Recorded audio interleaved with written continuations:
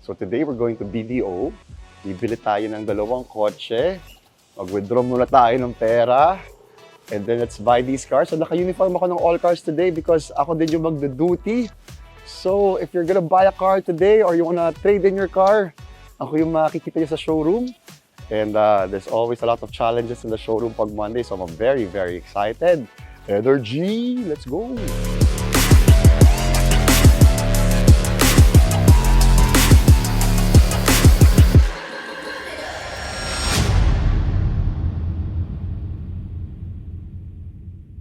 Today we're buying a 2018 Ranger.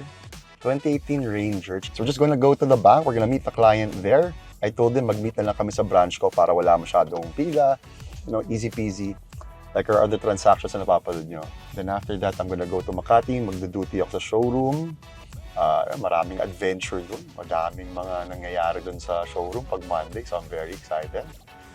And then we're gonna send out the Spartans all around Metro Manila para mag-check ng mga kotse. We'll just call them and close deals that way. Oh, let's go, go, go, go. Happy Monday. So we're on our way to the bank with the Spartans. Sa loob. Ito yung kotseng bibili natin today. I'm just gonna check it out.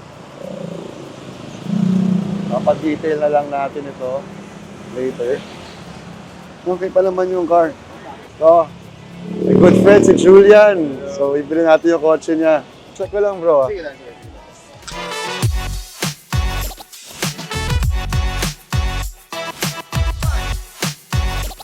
So, titignan ko dito kung collided yung kotse. So, wala naman siyang marks ng any collision. Tama, tiwala ako dyan kay Julian. Taga Ford yan, kaya alam niya yung ginagawa niya. Okay, good. Napakita ko lang na yan. So, titignan ko yun kung may mga imperfection dito. So, wala. That's good. Sa kabilang side din, wala. Dito taas, wala. Okay, very good. Very, very good. Onting ano lang, TLC. Goods to.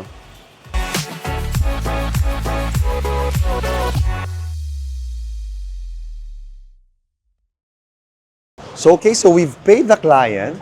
Ngayon naman, uuwi na natin to. Sa tingin ko, onting detailing lang to. Easy peasy na ito eh. So, Finally, at yes. least January, di ba? Kaya nga eh. Advice ko naman sa'yo, sir. Since January pa tong usapan namin. Oo. Tapos natapos na natin finally. Congrats sa... Kaya nga. And ano, Sana tuloy-tuloy lang. tuloy yan. Tuloy yan. Kasi kaya nila binibenta rin yung kotse because they're going to migrate hopefully. So, sa atin sa ano, pag-asal natin. Oh yun, very good deal. Thank you, sir. Thank you din. Oh. Kasi may ano eh, wala pa yung documents. Eh, kala ko naman si Julian, he's also one of our partner agents na dami na rin namin transactions. So, may tiwala ako sa kanya. So, tsaka na to follow na lang yung documents. So, no problem naman doon. Nagtiwala rin siya sa akin. Thank you. Salamat, sir. Okay, picture tayo. Thank you. Thank you. So, nabili na natin yung Ranger. Papa-double check lang natin kay Jury. Yan, ina-appraise na para pagdating siya sa showroom natin. Medyo plansyado na lahat ng mga gusto natin gawin sa kanya, anong mga panels paint natin sa kanya, detailing, if may aayusin ba sa engine. Ito, sa case naman ito, wala. There's no leaks, walang mga gasket leaks, so that's good. So I think parang di-detail lang natin yung kotse and a little repainting, I think mga 7 panels for me, no, sa interpretation ko ng kotse. So we're just gonna go back sa bahay. May nakalimutan lang ako. Lapit na lang ang bahay natin dito eh. Tapos punta na tayo showroom.